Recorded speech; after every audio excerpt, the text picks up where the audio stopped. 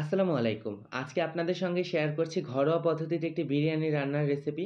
Packet মসলার রাঁধুনির এই মসলাটা দিয়ে কম বেশি বিরিয়ানি সবাই রান্না করেছেন। আমি আমার মতো করে পদ্ধতিটা শেয়ার করছি।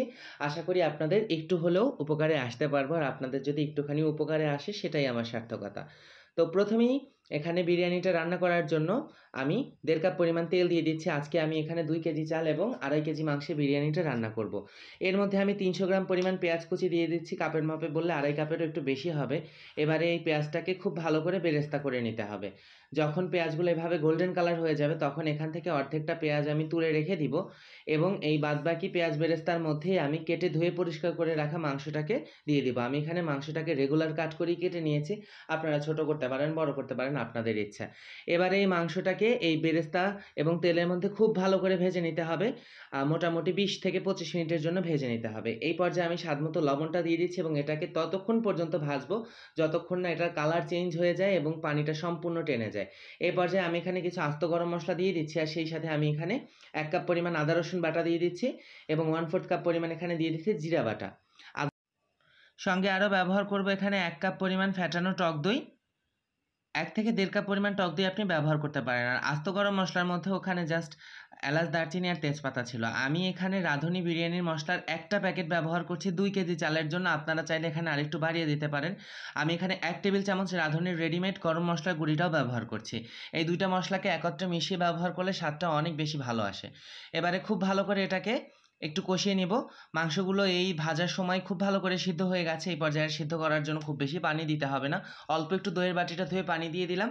এতেই মাংসটা সুন্দর করে সুসিদ্ধ হয়ে যাবে। এই পর্যায়ে আমি এটাকে ১৫ মিনিটের মতো সুন্দর করে একটু কষিয়ে নেব। এরপরে আমি এটাকে নামিয়ে নিচ্ছি। মাংসটাকে শুধু আমি তুলে নেব ঝোল থেকে, যতটা সম্ভব তেল মশলা বাদ দিয়ে মাংসটাকে তুলে নিতে হবে। এই পর্যায়ে আমি এখানে চিড়িগুঁড়া পোলাওয়ের চাল ২ কেজি সেটাকে ধুয়ে পানি ঝরিয়ে রেখেছিলাম, সেটাকে দিয়ে খুব ভালো করে ভেজে নিব এই তেল মশলার মধ্যে। মাংসটাকে তুলে নিলে ভালো হয়, তাহলে মাংসটা ভেঙে যায় না চালটা ভাজার সময়। অন্যথায় চালটা সুন্দরভাবে ভাজা হয় না, বিরিয়ানিটাও ঝরঝরে হয় না। তাই এভাবেই করবেন, তাহলে ভালো হবে। তা আপনি বড় পরিমাণে করলে তাতেও হবে। এবারে ৫ থেকে ১০ মিনিট ধরে সুন্দর করে চালটাকে ভেজে নিব এবং ৫-১০ মিনিট পরে এখানে আমি ফুটন্ত গরম পানি ব্যবহার করব চালটা সিদ্ধ হওয়ার জন্য। ততটা গরম পানি ব্যবহার করব যতটা ব্যবহার করলে চালের উপরে ১ ইঞ্চি পরিমাণ পানিও উঠে থাকে। এর মধ্যে আমি আধা কাপ পরিমাণ চিনি এবং ১ কাপ পরিমাণ গুঁড়া দুধ দিয়ে দিচ্ছি। গুঁড়া দুধটাকে স্কিপ করবেন না। এখানে গুঁড়া দুধই ব্যবহার করবেন, লিকুইড দুধ ব্যবহার করবেন না, তাহলে স্বাদ ভালো আসবে। আর চিনিটাকেও এই পর্যায়ে দিয়ে দিবেন, তাহলে আর কোনোভাবেই আপনার চালটা গলে যাবে না। এটা একদম আস্তে আস্তে থাকবে, খুব সুন্দর হবে। এই পর্যায়ে আমি হাঁড়ির নিচে একটি তাওয়া দিয়ে দিচ্ছি এবং অপেক্ষা করছি ৫ থেকে ১০ মিনিট পানিটা একটু টেনে আসা পর্যন্ত। পানিটা যখন এভাবে গালাগা হয়ে আসবে ওই পর্যায়ে আগে থেকে তুলে রাখা মাংসগুলোকে এখানে দিয়ে খুব ভালো করে মিশিয়ে নিতে হবে। এখন আমি আগে থেকে তুলে রাখা মাংসগুলোকে এখানে দিয়ে দিচ্ছি। এবারে এই মাংসটাকে খুব ভালো করে মিশিয়ে নেব। খুব বেশি জোর দিয়ে মেশাবেন না, কারণ যেহেতু ব্রয়লার চিকেন এটা ভেঙে যাবে, তাহলে আস্তে আস্তে করে এটাকে মিশিয়ে নিতে হবে।